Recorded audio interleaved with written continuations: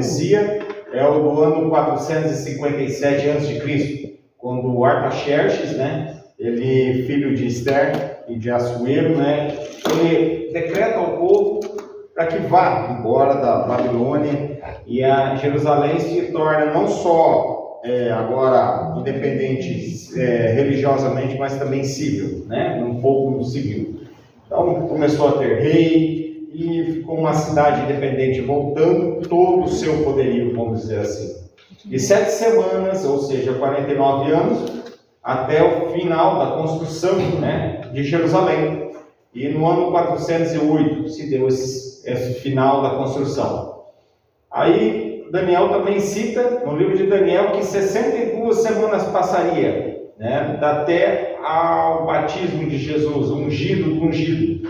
E nesse período o povo voltou a esquecer da promessa, voltou a se esquecer do Messias, voltou a fazer a cerimônia só por fazer, e novamente não se deram atenção na vinda do Messias. Então, no ano 27, o ungido do ungido, Filho de Deus, foi batizado por João Batista, e depois do batismo passaria uma semana, mas no meio dessa semana seria entregue, e o seu sacrifício seria cessado.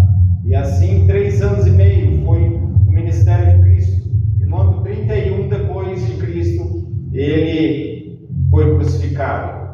3 anos e meio após a sua crucificação, Estevão foi o veredito final ao povo de judeus. E Estevão foi apedrejado. E ali ele vê o céu aberto, Jesus à destra do Pai. E ele vê a sua morte, logo após ele morre. E assim se deu o cabo de 490 anos, né? Agora ficou 1810 anos, né? E a gente sabe que tem um assunto pendente, né? O chifre pequeno. Nós não conversamos, não falamos ainda sobre esse chifre pequeno, as ações dele. Ele é dito no Daniel 7 e Daniel 8. Estando eu observando o chifre, eis que ele subiu o outro pequeno, diante do qual 3 dos primeiros chifres foram arrancados. Nós vimos que esses 3 que foram arrancados foram as 3 tribos bárbaras, né? As 3 arianas, as tribos arianas. Eis que neste chifre havia olhos como de homens, e uma boca que falava insolência. Os 10 chifres são correspondentes a 10 reinos, que é as 10 tribos bárbaras, que se levantarão daquele mesmo reino, né, de Roma, Roma imperial. E depois deles se levantará outro, qual será diferente do primeiro, e abaterá 3 reis. Proferirá palavras contra o Altíssimo, magoará os santos do Altíssimo, e cuidará em mudar os tempos e a lei. E os santos serão entregues nas mãos por um tempo, 2 tempos e metade de um tempo, 3 anos e meio. De um dos chifres saiu, algumas traduções eu acho bonito que já tem umas traduções atualizadas que já fala 3 anos e meio. Ela já vem atualizada já com 3 anos e meio, né? Isso daria 1260 anos, né? 3 anos e meio é 1260 dias. Falando em profecia, dias, anos, 1260 anos, né? E de acordo, de um dos chifres, saiu um dos chifres pequeno. Em Daniel 8 fala o mesmo assunto, muito forte para o sul, para o oriente, para a terra gloriosa. E cresceu até atingir o exército dos céus, e algum dos exércitos das estrelas lançou por terra e o pisou. Sim, engrandeceu até o príncipe do exército, e lhe tirou o sacrifício diário de um lugar, do seu diário, e o seu lugar e o santuário foi deitado abaixo. O exército lhe foi entregue com o sacrifício diário por causa das transgressões, e deitou em terra a verdade, e o que fez prosperou. Mas no fim do seu reinado, quando prevaricadores acabarem, levantar-se a um rei feroz, de catadura e especialista em briga. Grande é o seu poder, mas não por sua própria força. Causará estupendas destruição. prosperarás e fará que lhe aprover, e destruirá os poderosos e os povos do santo. Por causa da astúcia dos seus empreendimentos, fará prosperar o engano no seu coração, e se engrandecerá e destruirá a muitos que vivem despreocupadamente. Levantar-se-á contra o príncipe dos príncipes, mas será quebrado sem esforço de mãos humanas. Então, nós vemos que esse chifre pequeno ele é muito poderoso. Ele tem um poder de astúcia, de intrigas. Mas vamos começar do começo, para a gente saber sobre esse chifre pequeno e ter mais detalhes sobre ele, nas ações hoje dele, que ele atua hoje, essa profecia para os tempos do fim, os nossos tempos. Então Daniel não conseguiu ver detalhadamente, mas ele se assustou. Ele ficou muito assustado no final do capítulo 8, e ele ficou até doente de ver quão era feroz esse chifre pequeno, as ações dele. Então, nada mais que a gente começar a ver os reinos, né? Vamos ver primeiro o Império Medo. Eu não vou falar dos babilônios, porque a Babilônia é o apanhado disso tudo que nós vamos ver. Se eu vir só a Babilônia, ia ser muito abrangente, muita coisa, né? Então, o Império Medo. O Império Medo, ele se origina, se migraram da Ásia Central para o Planalto do Irã, ali da região do Irã, né? Então ali, naquela parte, ali em cima, ó, aqui está a Média, né? Os medos e os persas. Era muito pequeno o reino dos persas, a Média era muito grande, e eles ajudaram o rei, um dos primeiros reis da Babilônia,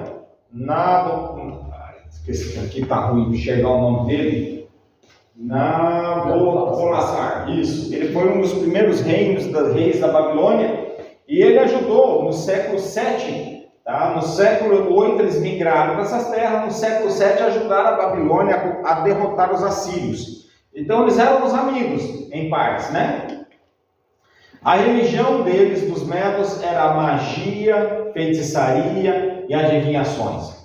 A partir do século 6, eles ficaram adoradores da deusa Mitra, a deusa Sol, Deus Sol. Então eles cultuavam, assim como os persas, muito, né, a deusa Mitra. Eles faziam orações voltadas ao sol de dia, e depois à noite eles faziam voltado à lua. Então eles faziam o nascer de Mitra e a hora dela ir embora, né? Que ela se ponhava, era a hora de Mitra ir embora. E eles ficavam torcendo e orando para que à noite a Mitra levantasse no outro dia, de manhã. Olha só como que eles eram, né? Acreditavam. Esse foi o último rei, Astíages. Ele foi o último rei medo. Ele foi substituído, ele foi destronado pelo seu neto, Ciro II, persa. Esse mesmo, o Ciro que invadiu a Babilônia, que retirou os babilônios, tomou a posse de Babilônia. Ele era neto de Astias, eles eram todos parentes, tá? Eles tinham hábitos e costumes muito igual, tá? Agora o Império Persa. O Império Persa, ele foi um império que era bem pequenininho. Olha só, como eles eram pequenos diante dos medos. Mas eles se uniram com os medos e eles começaram a dominar, lembra? A Lídia, aqui a Babilônia, pedaços depois foi o Egito. Ciro governou o Império Aquimênidas, também conhecido como Aquimênidas, que é o Império Persa, entre o ano 550 até 530 a.C. O Império Aquimênidas também foi chamado de Império Medo-Persa e estabeleceu um reino forte desde de 550 até 530 a.C. Um império muito forte.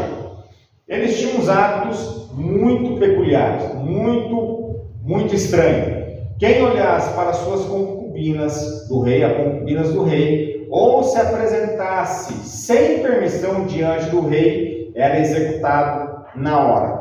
Então, se apresentar diante do rei sem ser chamado, isso nós vemos na história, parece de Esther, né? Que ela se apresenta, né? Ela era para ser executada e a Assuero não deixa, né? Ela ser executada. Então, assim, eles tinham esse hábito do reino, né? E quem atirasse numa caçada primeiro que o rei, também era morto. O rei tinha que ser o primeiro a dar o tiro. Se ele errasse, aí os outros podiam abrir fogo, né? Eram uns hábitos muito estranhos. Se você se apresentasse também diante do rei, com as mãos fora das mangas, também era um desrespeito muito grande. E isso condenado à execução. Então, assim, eles eram bem severos, né? Nessas crenças. Eles casavam com parentes de sangue, irmãs, filhas, mães. Tanto que Dario e Ciro, alguns discutem que eles eram primos, outros eram tio e sobrinho. Então, assim, é uma discussão teológica muito grande de Dario e Ciro. Não se chega a uma conclusão. Mas o sistema moral dos persas manteve-se ativo, mesmo após a união dos medo-persas, das duas, no ano 550. Então, ali, as mulheres e os homens, né, eram geralmente parentes. Outro costume que eles tinham, eles sempre eram tipo nômades mesmo, né? A gente percebe, eles tinham cavalos muito fortes, que eles usavam nas batalhas, e normalmente quando eles iam para batalhas, as esposas e os filhos acompanhavam os seus maridos. Então, assim, eles não deixavam na cidade e viajavam sozinhos, eles levavam junto a família, né? Junto com um exército, né? A crença deles, o zoroastrismo, né? O Zoroastro, ele era um poeta, ele era filósofo, ele era profeta, e a história dele é muito parecida com Maomé, dos muçulmanos. Um anjo apareceu a ele e entregou umas leis, umas regras divinas de Deus, e assim ele pregou o que esse anjo que passou a ele. Tudo que o anjo passou e deu poderes a ele, e ele pregou sobre, e a crença deles é muito semelhante ao cristianismo, muito parecido com o cristianismo. Nós vamos ver algumas crenças deles. E Zoroastro, ele fazia milagres, ele fazia algumas preces para as pessoas, mas eles não eram crentes de um único Deus, monoteístas, né? Eles eram politeístas. Dessa forma, o zoroastrismo não era de fato monoteísta, que nem eu disse. Eles adoravam somente a um Deus, não. E eles tinham vários, né, mas sem politeísta, eles tinham vários deuses ou subdeuses. Eles acreditavam no Deus bem e mal, que tinha, né? Eu esqueci o nome agora, um nome bem estranho. Eles acreditavam no Deus bom e ruim, que nem nós temos Deus e Lúcifer, né? Aquela briga do bem e do mal. Mas existiam deuses assistentes desse Deus, né? E nem a Mitra, né? A deusa Mitra, que era uma das deusas assistentes deles. O modo de pregação deles era esse aqui, Zed Avest, denotado como palavra viva. Então, isso era a palavra viva que ele pregava.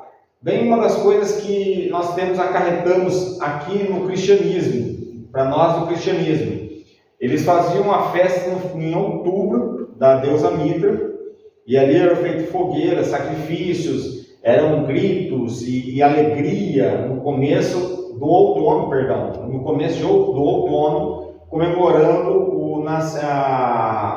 a revitalização de Mitra com eles. Só que eles também tinham uma festa, que era no começo de novembro, para os mortos. Bem no início de novembro ali, eles cultuavam finados, vamos falar o nosso finados, era comemorado o dia dos mortos, e eles acreditavam que os mortos vinham para o encontro deles, passavam um dia com eles, enfim, né? Essa era a crença deles. Uma das crenças muito parecidas que eles tinham conosco, com o cristianismo, acreditavam na ressurreição dos mortos, prega a segunda vinda do Messias, o Zoroastro, que no caso era o Zoroastro, o Messias dele, considerado o Salvador do mundo, que haverá um juízo final, que seres humanos possuem livre-arbítrio, mas serão recompensados de acordo com as suas obras, que o homem deve tratar o próximo da mesma forma por qual deseja ser tratado. O homem não deve praticar atos iníquos,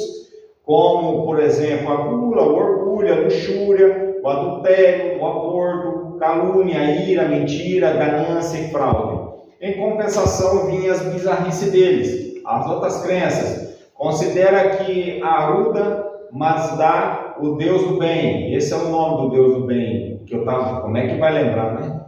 E é o irmão Gêmeos de Aritma, ao Deus do mal. Cultua vários deuses, principalmente Mitra, Deus Sol, como se fosse um ser realmente divino e benéfico para o homem. Contempla o Sol e coloca em um grau de suma importância religiosa e acredita na existência do purgatório, do inferno, afirmado em almas dos pecadores vão para lá após a morte. Esta mesma crença pode ser vista dentro do catolicismo, né? E até muitas igrejas protestantes. Prega a imortalidade da alma, ou seja, que o homem permanece vivo mesmo após a morte, algo que inclusive contrasta a própria crença e a ressurreição dos mortos pregado pelo zoroatrismo. Deus do bem é adorado mediante um fogo sagrado nos templos zoroastras, onde ele jamais deve ser apagado. Outra crença, o homem, muito parecido com a nossa, o homem deve seguir bons princípios como justiça, retidão, cooperação, verdade, bondade. O homem e a mulher devem unir-se mediante a casamento. As crenças antigas também defendiam que os líderes religiosos não podiam ser ricos, que o dinheiro arrecadado por eles deveriam ser distribuídos aos pobres. O zoroatrismo possui elementos antigos religiosos como os egípcios, hindu, babilônico e judaico. Então, a deusa Mitra e o misticismo eram o pacote fechado, né? Vamos dizer assim, o que mandava mesmo na religião deles era a parte do gnosticismo, né? Eles ficavam muito focados nas luas, no sol, nos planetas, nas estrelas. Cabo é que, por isso que os magos vieram visitar o menino Jesus. Eles, mesmo sendo pagão, com todos esses absurdos de crença, eles estavam mais atentos que o próprio povo judeu. Eles foram ao encontro do menino Jesus, porque eles acreditavam que o Messias deles, né, o Zoroastro, viriam mediante uma estrela, o brilho de uma estrela forte, né? A mesma crença em números que Balaão vê, e a profecia Balaão da vinda de Jesus, daria-se com uma estrela, né? Também, né? Estrela de Jacó, né? Conhecido. E depois eles aparecem procurando o menino, o Messias, esses magos, vindo do Oriente, anos e anos mais para frente, né? O povo grego. O povo grego era um povo muito organizado. Eles tinham uma organização civil religiosa muito grande. Foi os pais das leis, os pais dos tribunais. Eles tinham uma organização muito grande, mas eles tinham uma divisão dentro do reino deles, que eram os Espartas e os Atenas. Esparta era um estado aqui, Atenas fica mais ou menos aqui. Olha, o PDF não ficou muito bom, está embaçado, mas Atenas é aqui assim, e aqui está os Espartas, está por aqui, ó. Eram dois, e a Macedônia era ali em cima. Ali em cima estava Alexandre, vamos dizer, esperando o tempo dele chegar. Então, os Espartas. Esse povo era ignorante. Ignorante nos dois sentidos. Ignorante tanto civil, quanto também em questão de guerras. Quem assistiu o filme 300, já assistiram o filme 300? Relata muito bem o lado dos Espartas. Era aquilo ali mesmo. Eles eram loucos, doidos por guerra. Uma mãe, ela preferia saber do exército do que do próprio filho. O filho para ela era descartável. Vamos dizer assim, os Espartas, a criança ficava até os 7 anos de idade com os pais. Depois era entregue aos espartanos, né, ao exército. Ali recebia treinamento feroz de guerra. A criança com 7 anos já começava a lutar. Já aprendia a lutar, já saía, fazia algumas aventuras sozinha para mostrar que tinha aprendido. E nessas aventuras muitos morriam. Dessas crianças iam pequenas, com 10, 11 anos, sozinhas, iam para caça, caçar, coisas nesse sentido, e não voltavam, porque as feras matavam. Então quem voltava, né, poderia servir o exército e assim passava pela prova de fogo. Crianças deficientes eram executadas. Se nascesse alguma criança com alguma deficiência, eles não aceitavam no meio deles. Então eram mortos. O homem só podia casar com 30 anos. Quando ele atingia os 30 anos de idade, ele poderia pensar em casar. Menos que isso, não. E ele tinha que servir ao exército até os 60 anos de idade. Ele tinha que servir, mesmo casado. E eles eram devotos ao exército. Eles gostavam das batalhas e de proteger o seu povo, principalmente o povo persa. O indivíduo que ousasse desertar, o que não era seguisse fielmente a rigidez militar, era excluído da sociedade dos espartanos. A vida do homem espartano era extremamente rígida. Eles passavam por ferro e fogo. Aqui está um relato de um dos livros dos Espartas, relatos reais, né? Assim, como era. Uma mãe espartana voa ao encontro do correio. Mulher, que novas trazes? O homem diz para ela: os teus 5 filhos perecem todos, ou seja, todos morreram. E a mulher: não é isso que eu te perguntei. O Esparta alcançou a vitória? E o homem disse: alcançou. Ou seja, os filhos dela pouco se lixavam. O que importa era a vitória do exército. A mulher: corramos e dar graças aos deuses. Ou seja, ali ela já saía e comemorava a vitória. Para eles, morrer em batalha era uma vitória muito grande aos espartas. E a família era uma honra muito grande. Aí temos o segundo povo, que era de Atenas. Atenas já era mais filosófica, era mais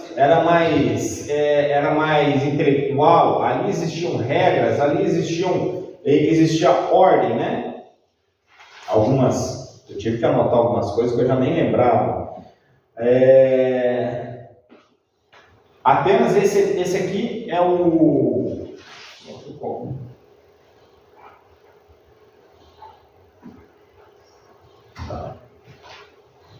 Aqui, toda casa tinha um altar de Zeus. Toda casa em Atenas, eles eram adoradores a Zeus. A Zeus era o deus principal.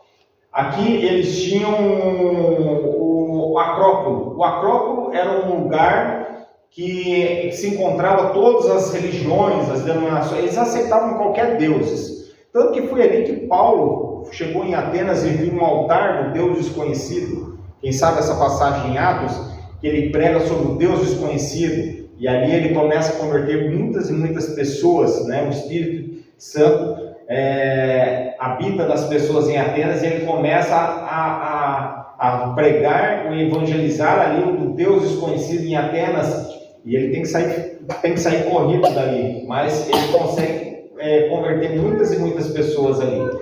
E o Acrópole ficava um panteão dos deuses. E ali tinha a deusa Atenas, bem no meio, uma estátua gigantesca da deusa Atenas. Também lá dentro, lá naquele panteão, tinha também uma deusa Atenas, bem enorme lá dentro daquele panteão. Era como se fosse, em Roma, essa mesma deusa, ela se chamou Minerva. Eles transformavam suas casas, tá, em locais de trabalho, algo comum para os gregos antigos. As casas deles eram artesãos, faziam muitas artes, e esses trabalhos. Esse rapaz são 4 pessoas muito conhecidas na história grega. E esse Diácoras, ele foi um pregador do ateísmo, e ele também teve que sair fugido de Atenas, porque ele começou a pregar o ateísmo lá dentro de Atenas, e há umas escritas sobre ele. Esse outro cidadão aqui, ele pregou que os deuses não existiam, também teve que sair corrido de lá. Péricles, ele foi um dos coordenadores dessa cidade, né? Aqui dessa região do Acrópole. Ele foi o construtor do Acrópolis, de posicionar, ele foi o arquiteto, vamos dizer, da situação desse local. E Fídias foi o grande construtor. Fídias era um grande construtor de estátuas. Ele que foi o construtor dessa deusa de Atenas aqui, tá, em Acrópole, e dentro do templo também, ele que construiu, ele que fez a escultura de marfim e ouro, e também o Monte Olimpo, o templo de Zeus, ele também foi o construtor da estátua de Zeus. Então ele era um escultor, vamos dizer assim, né? Aqui está o símbolo de Minerva, da deusa Minerva, e eles também gostavam muito da música. A música fazia muita parte da filosofia, a música fazia parte dos cultos religiosos, a música fazia muita parte do grupo dos gregos, dos gregos. E o Partenon, ou seja, no italiano é o Panteão, mas no grego é o Partenon, era aqui a casa de todos os deuses, né? Ali ficava todos os deuses, inclusive Zeus, né? O altar de Zeus. Eles também são muito conhecidos pelos Jogos Olímpicos, né? A gente conhece os gregos pelos Jogos Olímpicos que se tem até hoje. E cultualmente, lá no Monte Olimpo ficava a estátua de Zeus, a maior estátua e o maior templo ficava no Monte Olimpo, onde que foi a cidade sede das Olimpíadas, né, a primícias das Olimpíadas. De 4 em 4 anos era se tinha os Jogos Olímpicos na Grécia, para diversão do povo. Lá eles acendiam uma tocha olímpica, a deusa Hera, né, esposa de Zeus. A tocha simbolizava uma cultuação à deusa Hera, e também assim os jogos eram feitos todos em adoração a Zeus. Então, ali estão os Jogos Olímpicos que nós estendemos até hoje. Os gregos também, na parte religiosa, existiam vários deuses, imortalidade da alma, o uso da razão, das ciências como forma de explicar todas as coisas, e até mesmo o ateísmo, né? Eles cultuavam muito o Deus Sol, a Lua, Mercúrio, né? Os gregos praticavam muita magia, feitiçaria, esoterismo, ocultismo, teurgia, que é a magia negra, sacrifícios de animais e adivinhações.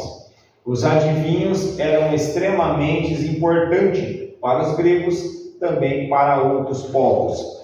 Mas entre eles existiam uma bruxas, né, chamada Pythia. Pythia geralmente eram mulheres acima de 50 anos, que elas eram invocadas por demônios, mas lá eles falavam gênios.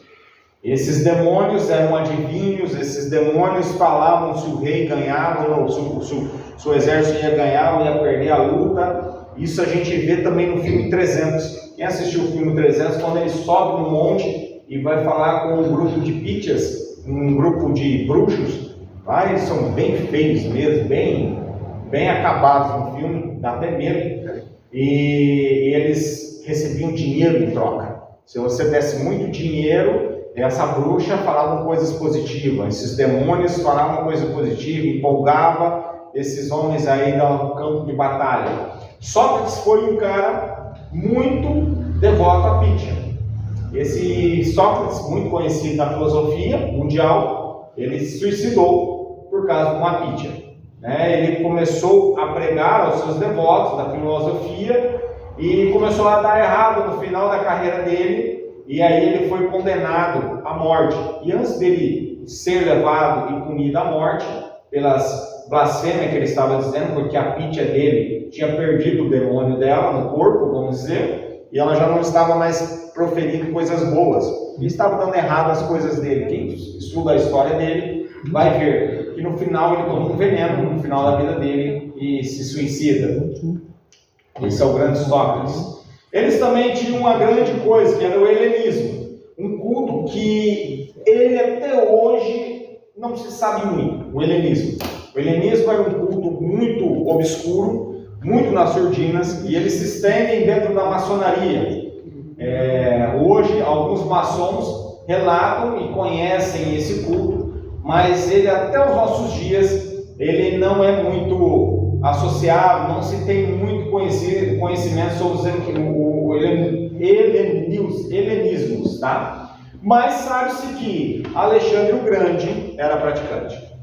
Sabe-se que os macedônios, e principalmente Alexandre e Felipe II, seu pai, eles praticavam isso. E vinham dos persas, essa Babilônia, Grécia, Macedônia, Roma, Índia, Egito, e ele se estendeu. Esse senhor aqui, de 1901 a 1990, ele foi um grão-mestre maçom e ele escreveu nos seus livros. O mais famoso das antigas religiões e mistérios foi o helenismo,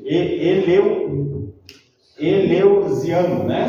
Cujos ritos eram celebrados a cada 5 anos na cidade de Eleusis, em honra a Ceres, né? A Ceres é uma deusa, né? Deméter, reia ou Ísis, a sua filha Perséfone, né? Tudo isso é místico, né? Aqui no livro dele também ele diz: os iniciados da escola de Eleusis eram famosos em toda a Grécia pela beleza e os seus conceitos filosóficos e os elevados padrões de moralidade que eles demonstravam em sua vida diária por causa da sua excelência. Esses mistérios se espalham para Roma, Grã-Bretanha e mais tarde iniciações foram dadas em ambos os países. Fato é que acreditam, eu andei pesquisando um pouco, que tem muita coisa de magia negra envolvida aqui. Sacrifícios e vai. Irmão, eu queria fazer um comentário. Pode comentar. Então, a maioria das representações desses deuses pagãos estão ainda até hoje inseridos na Igreja Católica, em Roma. Como é o caso do Deus Sol, Mitra. Nós vamos chegar já. Por isso que eu estou passando no povo antigo. E aqui, hoje eu não quero, assim, vamos falar até um ditado popular, né? A gente não quer dar nos dedos de nenhuma religião. As pessoas, tem muita pessoa que serve de coração nessas igrejas, né? E nós vamos ver que isso aí está introduzido até mesmo dentro do protestantismo. Porque eu aprendi que eles adaptaram, né? Adaptaram. As crenças pagãs, né? Os deuses pagãos. Isso. Dentro da Igreja Católica. Dentro da igreja. Foi com Constantino. Ali na transição de Constantino. Hoje nós vamos ver um pouco sobre o lado religioso, mas o lado oculto nós vamos ver quando chegar no capítulo 11. O lado oculto eu vou falar sobre a trindade satânica, atuais hoje. Porque Satanás, sabemos que ele copia o que Deus faz. Né? Deus fala, guarda o sábado, ele guarda o domingo. Né? Deus fala uma coisa, ele fala outra. Mas ele sempre clona as coisas de Deus pelo lado oculto. E assim como tem a trindade divina, Pai, Filho e Espírito Santo, também Satanás tem, né, a trindade satânica. Porém, existe uma coisa muito favorável, que eu lembro muito de Daniel 2. Não tem liga. Essa trindade, ela não se mistura. Ela não tem união. Não tem eficácia. A trindade satânica. A trindade divina trabalha unida. Né? O Pai, Filho e Espírito Santo. Um Deus só. Mas a trindade satânica não consegue. É um puxando o tabu. A gente vai ver. É um pouco mais a fundo sobre essa parte aqui da maçonaria. Vai envolver bastante. Então, assim, nós vamos ver alguns detalhes. O que eles deixam, porque minha mãe tinha um ditado, eu acho que é um ditado bem popular: o diabo faz as coisas, mas sempre deixa o rabo para trás. Satanás sempre faz as coisas dele, mas ele sempre deixa pegadas. Então, assim, essas pegadas, por mais que é o ocultismo que a gente fala, que seria coisas ocultas, mas está visível aos nossos olhos. São coisas visíveis. Não precisa você entrar dentro de uma entidade dessa, se infiltrar para ter conhecimento. As coisas, às vezes, pessoas que saem de lá expõem isso descaradamente. Eles expõem muito sobre isso. E tem um vídeo, eu assisti essa semana no Terceiro Anjo, na página do Terceiro Anjo no YouTube, que fala exatamente sobre pessoas que saíram do ocultismo, mas o ocultismo forte mesmo. O mais precário, aquele que andava lado a lado com Lúcifer e seus anjos. Se materializavam, anjos demoníacos que se materializavam, traziam presentes para eles. E eles deixaram essa seita. E sofreram muita perseguição, quase morreram. Mas eles escolheram a tempo o lado de Deus e foram protegidos por Deus. Então, esse é um vídeo muito arrepiante, que é da igreja adventista, pessoas que se tornaram adventistas, e eles exporam isso, né? Então, assim, é algo assim assustador. Depois, eu tenho o telefone da Cris. Caso, eu mando para ela o vídeo, Cris, assim como eu fiquei de mandar as festas judaicas, para você esquecer, eu vou te mandar. Tem um livro do Caráter Sobrenatural também que fala sobre isso. Né? Sim. Isso é muito existente, gente. Esse negócio de maçonaria é muito forte. É muito forte. É coisa assim que a gente sabe, mas o que a gente não sabe é mais peludo ainda, né? É mais difícil ainda, é mais horrível ainda. O que a gente fica sabendo já é terrível, o que a gente não olha, então não sabe, porque é dentro da surdina deles, né? Dentro da seita secreta deles, é mais terrível ainda. Eles trabalham com sacrifício de crianças e aí vai. Muitas coisas, né? Aberração total. Roma pagã. A Roma, ela só mudou a roupa, tá? Ela fez só a mudança de roupa. Ela, quando dominou a Grécia, até os deuses ela copiou. Tão preguiçosa que ela era. Ela copiou lá e ela veio e só mudou o nome. Zeus passou a ser Júpiter, Hera passou a ser Juno. E aí vai os deuses gregos e aqui os nomes que eles deram. Só mudaram as roupas. É verdade. Então, assim, não tem muito o que falar de Roma porque é a Grécia. É a Grécia antiga, né? E existiam dois tipos de cultos que eles faziam. O culto familiar. Eles tinham um culto familiar em que o pai fazia, o sacerdote da casa era o pai, ele fazia o sacrifício do animal, geralmente eram animais, e aqui era o culto na igreja, né? Uma reunião de igreja deles, e ali era o sacerdote que fazia os ritos dentro da igreja. Esse sacerdote era chamado de pontífices máximos. Coincidência? No catolicismo? O Papa não é chamado de pontífices máximos? Então, ali está uma substituição do nome. Os ritos também existiam as 4 classes sociais. Aqui os ricos, né, faziam seus cultos, eram reunidos, todos bonitinhos, uniformizados. Aqui as mulheres eram proibidas de participar de alguns desses deuses, os seus cultos, então elas faziam o culto delas. Aqui as pessoas pobres e aqui os escravos. Mas todos eles pediam bênçãos, né, aos seus deuses, assim o qual eles seguiam, né? Eram devotos, e ali eram feitos sacrifícios, e aí vai bruxaria, feitiçaria, ataques demoníacos, enfim, várias e várias situações. Eles também faziam adorações ao ar livre, adorando a natureza, os druidas e muito mais, né? Adorações à natureza, e também existia um culto imperial, tá? Do imperador. Veja bem esse símbolo aqui em cima, ó. É de Zeus com a carruagem dele. Gravem bem, Zeus com os seus cavalos.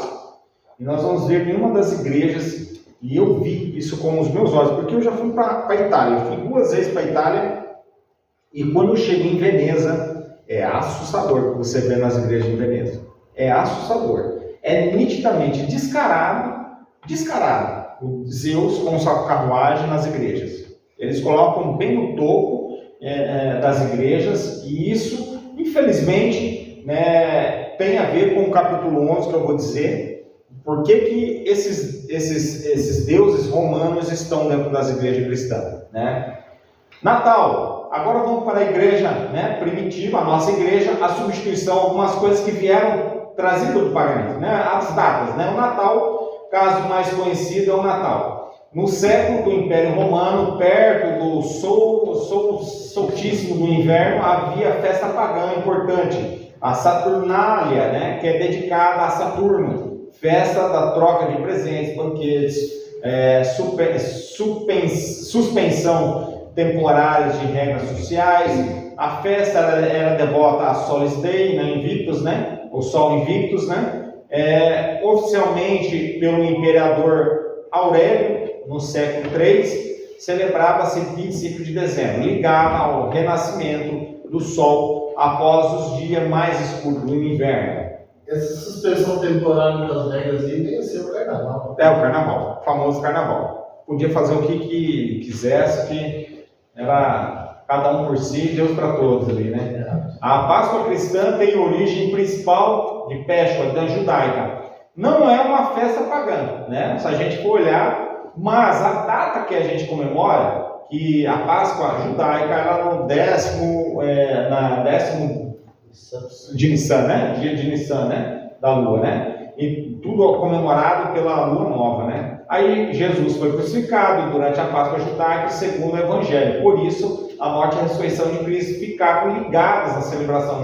Mas existem discussões sobre os elementos culturais posteriores em países germânicos, né, o nórdico, nós vamos dizer, ingleses, com o nome Easter, sobre a relação das deusas da primavera chamada Eostre, simbolizando o ovo, né, o coelho da Páscoa, já eram associadas à fertilidade, à primavera cultural antiga. Mesmo assim, o núcleo da celebração cristã da Páscoa vem do judaísmo, da ressurreição. Então, assim, a Páscoa não é algo horrível, mas da forma que comemoramos com ovos de Páscoas, né, com um coelhinho, né, e até mesmo a data certa que a gente comemora ali é de se desconfiar. Porém, é uma data que nós todos precisamos também, né, fazer uma comemoração ali. É um método da gente também fazer a celebração da Páscoa, né?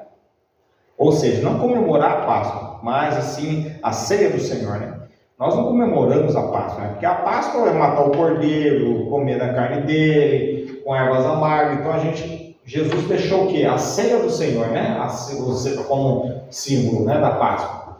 Finados, 2 de novembro. Nós já vimos que é dos persas, né? Que veio dos persas. E o dia de finados também é frequentemente comparado a festas antigas ligadas aos mortos. Entre os povos celtas, existia uma festa do Samhain, marcavam o fim da colheita e acreditavam que o mundo dos mortos ficava mais próximo dos vivos. Havia rituais relacionados aos ancestrais. Séculos depois, a igreja estabeleceu o dia de Todos os Santos, dia 1º de novembro, e o dia de finados, né, o dia 2 de novembro. Muitos historiadores enxergam isso uma tentativa de substituir, absorver os costumes populares ligados ao Samhain. Dessas tradições também surgiram costumes associados ao Halloween, ou seja, e outra coisa, né? Cultos aos mortos, né? A Bíblia fala que morreu. Não temos mortos, não recebem cultos, não sabem mais o que fazem. O fato é que fazendo, podia ser qualquer dia aqui, não precisava ser o dia 2 de novembro, podia ser qualquer dia, já estava errado. Cultuar os mortos não é bíblico, né? Isso não tem base bíblica. O fato é de cultuar os mortos está errado. Festa de São João, em junho, 24 de junho, né? Meu aniversário. Se alguém quiser trazer presente para mim, mas não para São João, para mim. É verdade, faz dia 24 de junho. Coincide com as festas de solstício, né, do verão da Europa. Fogueiras, danças, rituais agrícolas. A igreja associou essas festas a João Batista. O carnaval, né, antes da quaresma cristã, muitos povos europeus já tinham festas e excessos de máscaras de inversões sociais semelhantes às antigas festas romanas, como os bacanais. O carnaval cristão acabou absorvendo vários desses elementos culturais. Então, são muitos. Aí vem outros, as roupas, né? Os paras, aquela boca de peixe, né? Conhecida como boca de peixe. A mitra teria vindo do culto do deus pagão Dagon. Dagon era uma divindade adorada por povos e religiões filisteus da Mesopotâmia, das antigas, dos períodos posteriores. Alguns representantes artísticos associaram-se parcialmente ao peixe. O báculo, né? O báculo é aquele bastão, né, do padre, né? Hoje já não se usa muito. Ainda tem, né? Algumas igrejas carregam, mas ele foi usado muito nos primeiros séculos. Muitos. Báculos é um cajado do bispo que lembra o cajado dos pastores, mas não é. O símbolo que eles têm carrega do mesmo, do paganismo. A autoridade usada aos reis sacerdotes antigos, né, culturas pagãs do Egito, da Mesopotâmia, de Roma, também utilizavam os cetros, né, e cajados religiosos. Então tudo isso vem trazendo, né, a veneração a santos, imagens, o mandamento de Deus sendo retirado, né, o uso de imagens, cultura, veneração a santos, relíquias, teriam paralelos a religiões pagãs, romas e gregas. Esse dia eu estava vendo uma coisa do Rodrigo Silva, falando que se fosse somar todos os pedaços de cruz que tem no mundo, e tem muitas igrejas que tem um pedaço da cruz, né? Um pedaço da madeira da cruz, um pedaço da madeira da cruz. Eu vi ele falando, até dei risada, dá para cercar a França. Dá para cercar a França de tanto pedaço de cruz que tem. né, nas igrejas, né? Isso vem da Idade Média, né? Qualquer coisa eles falavam que havia um pedaço de madeira, falavam que era da cruz. Então, o domingo, no lugar do sábado, a Igreja Adventista sétimo dia e outros grupos sustentam que o sábado bíblico foi gradualmente substituído pelo domingo. Isso teria relação do culto solar imposto em 321 depois de Cristo por Constantino. Publicou uma lei favorecendo ao dia do sol, no venerado dia do sol, domingo, né? Então, isso aí foi uma das mudanças. Aqui está uma grande coisa que eu vejo na igreja, a hóstia. Se você quem já foi, eu já vi a hóstia, mas eu não fui católico. Eu ia junto com a minha esposa, mas eu não cheguei a ver. Então assim, eu não peguei na mão, nunca participei da hóstia, por não ter esse vínculo. Mas minha esposa, ela foi católica, foi catequista, e eu vi ela participando. E realmente a hóstia, ela tem um formato de sol, né? Se você for ver, ela tem um formatinho de um sol branco, com uns raios do sol assim. E quando o padre vai fazer, ele sempre levanta para cima, assim, em reto do sol, vamos dizer, como se fosse a adoração ao Deus Mitra, né? No sol, a adoração. Outra coisa que eles fazem, o vinho é alcoólico. O vinho que o padre toma é com fermento. Vinho alcoólico, né? Então aí eu coloquei aqui, 1 Coríntios 5. Não é de boa vossas jaxpências, não sabeis que pouco de fermento leveda a massa toda? Lançai fora o velho fermento, para que não sejais nova massa, como sois de fato, sem fermento, pois também Cristo, nosso Cordeiro Pascual, foi imolado.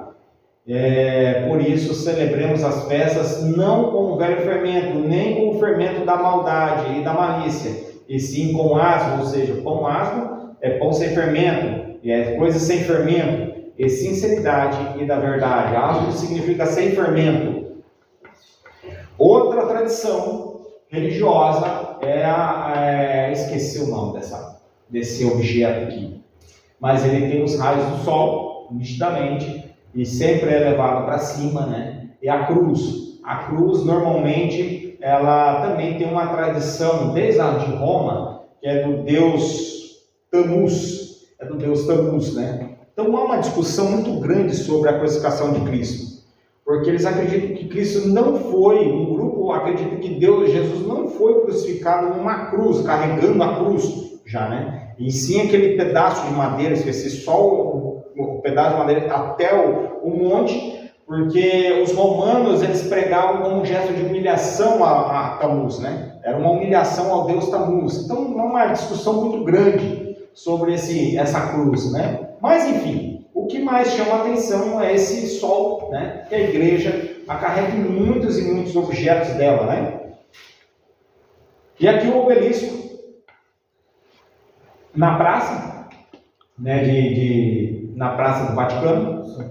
Esse obelisco é do Egito, ele vem do Egito mesmo, foi trazido do Egito e colocado na Praça do Vaticano. Ele era uma adoração, né? Embora o obelisco seja considerado um monumento típico do Antigo Egito, já era costume das religiões antigas erguerem um pilar em adoração ao Deus Sol.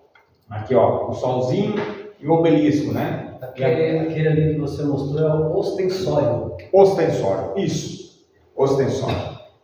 Muito conhecido, né? Os padres entram geralmente em algumas tradições. E aqui que eu mostrei, mas algumas religiões evangélicas, né? Que possuem também obeliscos, né? Aqui é uma igreja da Metodista nos Estados Unidos. Aqui é uma igreja anglicana. Aqui é a igreja batista nos Estados Unidos. A igreja batista nos Estados Unidos. Então, assim, há um grande, né? Essa aqui é a escola pastoral e teológica batista, e essa aqui é a igreja que eu falei para vocês de Veneza. Eu não consegui tirar, eu tenho uma foto, mas a minha foto ficou muito ruim. Mas se vocês procurarem na internet, aqui assim está Zeus com a sua carruagem, bem aqui nessa região. E aqui ao redor tem vários e vários, você percebe, eles falam que é os discípulos, né? Mas dá para ver nitidamente que não é os discípulos. Você vê nitidamente um panteão de deuses aqui, estátuas aqui em cima. E aqui no meio está Zeus com a carruagem, os cavalos, até uma escultura muito bonita. Bem aqui no topo, aqui nessa parte, tem um leão, né, da maçonaria, aquele leão alado, né, com as asas, bem aqui, ó, fica um leão. E aqui também tem outro leão, essa foto foi eu que tirei. Aqui tem um obelisco, um leão, nitidamente você vê que é aquele leão da maçonaria. Aqui outro obelisco, ele é cheio, esse pátio da igreja de Veneza é lotado de obeliscos, e sempre com a simbologia. Aqui do lado esquerdo, você de frente com a igreja, do lado esquerdo, existe um relógio de horóscopo. Olha aqui, o relógio, a torre, e o relógio vem aqui com um horóscopo. Você consegue ver nitidamente o horóscopo dentro de uma igreja. Me pergunto para vocês, como que um horóscopo pode participar de uma igreja? Então, assim, isso foi uma das coisas que me chamou muita atenção. E lógico, o devoto não ligam, né? Aqui você vê a estátua, uma das estátuas que me chamou a atenção, porque esse aqui é o Deus Pan. É o Deus Pan que está na igreja, esculpido. Ele é até falado em Éfeso, tem em Éfeso também. Aqui é a igreja de Milão, a grande conhecida igreja de Milão, e aqui tem os detalhes da lateral da igreja que me chamam muita atenção. Aqui é o Deus Apolo, aqui é o Deus Pan, de outra forma, que ele também tem uma forma, em alguma das esculturas ele aparece com uma cabeça com um chifre de cabrito, de bode, sei lá, enrolado. E aqui, ó, uma caveira. Você fala, como que pode ter uns objetos desses na escultura da igreja? Isso me chama a atenção. Mas, no capítulo 11, eu vou dizer como que pode ter chegado essas esculturas, tá? Aqui nas igrejas. Então, essas igrejas é aterrorizante. Eu, quando cheguei aqui, quem olha assim acha bonito, né? O monumento é realmente muito grande, muito grandioso, bonito. Mas, quando você enxerga os detalhes das coisas, né, a flor de lótus aqui, ó, você vê certinho a flor de lótus, tudo simbólico maçônico. É tudo simbologia maçônica. Isso aqui não é normal, tá? Então, assim, isso a gente acha que é normal, mas eu vou dizer com mais detalhes quando chegar no capítulo 11, porque quando você entra dentro das igrejas, você consegue perceber o compasso. Você percebe dentro da igreja o compasso, uma ala da maçonaria. Isso eu tirei uma foto que eu fotografei em muitas igrejas lá dentro de Roma, principalmente em Roma. Tipo, como se fosse uma porta que tem um compasso da maçonaria. O que simboliza, eu não sei. Mas o que esse compasso está fazendo lá dentro? Inclusive no Panteão. Eu fui no Panteão e tinha, até me chamou a atenção, do lado da minha esposa, eu falei, o que ali está fazendo esse compasso? Né? Então, existem muitas pessoas fiéis. Mas existe uma trama muito grande por trás disso tudo. E a gente sabe disso. A igreja, termina nessa foto, mas a igreja, ela introduziu esse paganismo de um lado assim obscuro, escondendo dos olhos das pessoas. Por 1260 anos, ela fez a ferro e fogo. Satanás não conseguiu a vitória por 1260 anos. Ele introduziu isso dentro das igrejas, começou a fazer parcerias com a igreja pagã, e eles foram infiltrando, e o evangelho quase foi extinto na quinta igreja. Nós vimos no início, no capítulo 5, o evangelho foi quase extinto na quinta igreja, nas cartas da quinta igreja. Mas Deus, quando estava lá embaixo, perdendo, já derrotado, o evangelho quase desaparecido, Deus foi lá e colocou o seu dedo.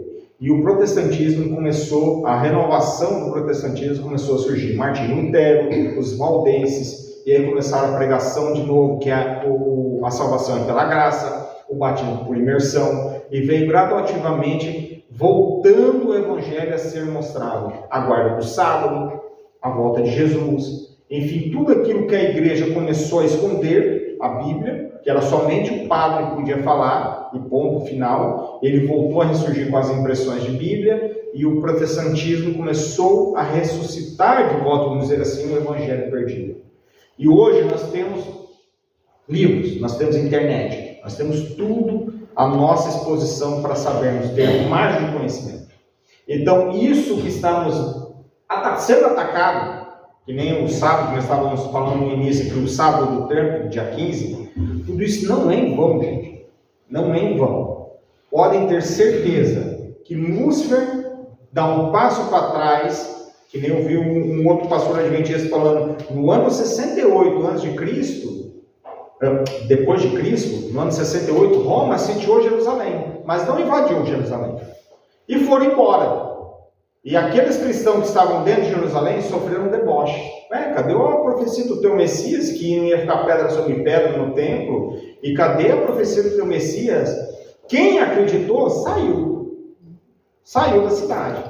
2 anos depois, voltou a Roma e destruiu o templo e fez toda a barbárie que a gente conhece na história. Então, assim, às vezes, Satanás dá um passinho para trás, para depois dar 10 para frente. Então, esse sábado de tanto é um ponto de interrogação até para mim. Mas você pode ter certeza que alguma coisa está sendo planejada por esse grupo. A Trindade Satânica está planejando alguma coisa, alguma ação. O senhor ouviu falar que esse plano de extinguir as Bíblias? Sim. Na verdade, o que acontece? Esse plano de extinguir as Bíblias é muito difícil acontecer, na minha pessoa, na minha percepção, tá? Eu dizendo. Até no celular dele, né? Eu acho muito difícil, mas eu acho mais fácil alterar. E está sendo. Por exemplo, eu dou estudo bíblico, irmão, e esses dias eu estava dando estudo bíblico, era esses tempos atrás, ano passado, né? Ano passado eu estava dando exatamente para o capítulo 10, que é o próximo que a gente vai estudar.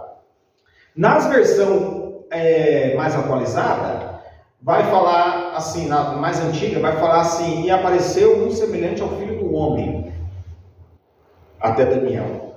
Aparece um semelhante ao Filho do Homem, ou seja, Jesus, aparece a ele, nas traduções antigas. Nas atualizadas, fala assim: e apareceu um anjo. Tem uma diferença muito grande entre o Criador e a criatura, né? Então, assim, quando ela leu, eu falei: pô, filha, repete para mim, como é que está aí o versículo? Eu não lembro agora o versículo. Daí ela repetiu o versículo, eu falei: não, peraí, tem alguma coisa errada, isso aí está errado. A tradução antiga fala Jesus, aponta Cristo aparecendo, junto com um anjo, junto com Gabriel ali. Mas a dela era como se fosse 2 anjos. Então, irmão, a alterar, Satanás conseguir alterar a Bíblia na tradução, já é um grande efeito. Já dá uma grande mudança. Na verdade, dá mais efeito ainda. Dá mais efeito ainda. Então, tirar, eu acho difícil. Mas alterar, tanto que eu estou tendo dificuldade em achar Bíblia com tradução antiga. A minha irmã mesmo está estudando a Bíblia, ela pediu, mas eu apanhei, que eu dei uma Bíblia usada para ela, porque eu não acho nova, com tradução antiga. Eu tive que dar uma usada para ela, com a tradução antiga, porque a tradução nova está difícil. Ela está tendo algumas mudanças, assim, para mudar mesmo. Nossa Bíblia é um tesouro, né? Então, assim, quem tem a tradução antiga, guarda. Ah, mas eu não conheço a palavra, está dizendo, é muito difícil. Nós temos aqui o celular, procura no vocabulário o que significa essa palavra, que é tão difícil. Mas não desfaçam dela. Se você tem dúvida, vai, procura. A gente tem a facilidade do Google, né? O pai dos Google, que a gente brinca, né? A gente vai lá e procura no Google o significado da palavra, rapidinho temos. Então, assim, a tradução eu estou vendo sendo atingida. E aí Satanás toma um porre com isso. Porque realmente dá muita mudança no sentido da história, da narrativa da história. Parece uma coisa pequena, né? Exato. Perde o peso da profecia. Porque é que nem nós falamos aqui do zoroatrismo, né? Vocês já perceberam que toda vez que aparece um anjo, sempre tem a história de um anjo apareceu e entregou um livro para que seja pregado esse livro, e muda toda a pregação da Bíblia. Jesus, Deus, é colocado em segundo plano. Olha, no islamismo, né? no mundo muçulmano, Jesus é só o profeta, o Messias é Maomé. Os mormons também foi Barak, né? Baroque, acho que é. José Smith. É o anjo Baroque, né? Que aparece. Eu esqueci o nome do anjo que aparece também a eles, dá um livro. E aí, então assim, é sempre só o anjo. E nós esquecemos que Lúcifer é um anjo. E eu vou mandar o vídeo ali para Cris.